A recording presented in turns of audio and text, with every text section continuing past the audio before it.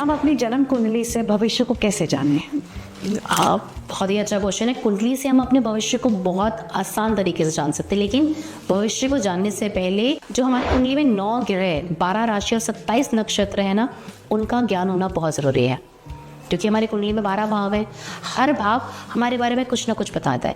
पहला भाव हमारी पर्सनैलिटी के बारे में हमें बताता है, दूसरा भाव जो है वो हमारे धन के बारे में हमें बताता है, तीसरा भाव हमारे माता से हमारे रिलेशनशिप कैसे रहेंगे, हमारी मदर की हेल्थ कैसे रहेगी उसके बारे में हमें बताता है। चौथा भाव जो है हमारे ब्रदर सिस्टर से, हमारे रिलेटिव से हमारे रिलेशनशिप्स कैसे रहने वाले हैं उसको दर्शाता है। पाँचवा भाव हमारे बच्चों के बारे में हमें दर्शाता है। छठा भाव जो है वो हम नक्षत्रों के बारे में बताता है। और जो 7वां घर है वो हमारे वैवाहिक जीवन के बारे में, हमारे कहते हैं हमारे जो रिलेशनशिप है हमारे हस्बैंड के साथ, हमारी वाइफ के साथ, वो कैसे रहते हैं उनके बारे में बताएगा। तो जो हमारा कुंडली है, जो हमारी कुंडली है उसका, जैसे सूर्य जो है वो ग्रहों का राजा है, वैसे ही किसी भी कुंडली का जो राजा होता है ना वो लग्नेश होता है।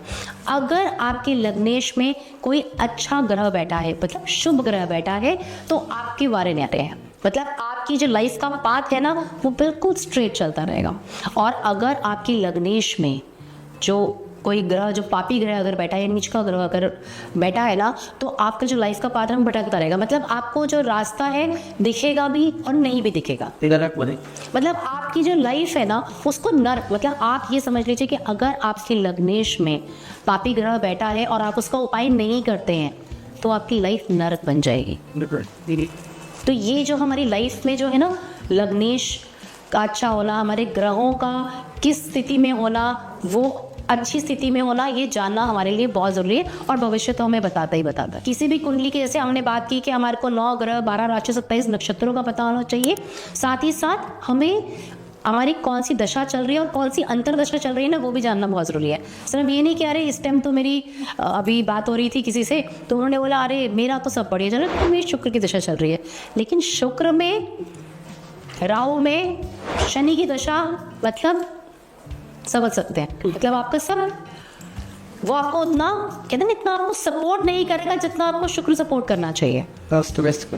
मतलब आपकी लाइफ जो है पूरी आपकी लाइफ में टर्बुलेंस आ जाएगी, ऊपर नीचे, क्योंकि शुक्र के अंदर अगर आपके शुक्र में अगर राहु और शनि आके बैठ जाए, मतलब तो आपकी लाइफ में इतनी टर्बुलेंस ले आएगी ना कि आप सोच भी नहीं सकते।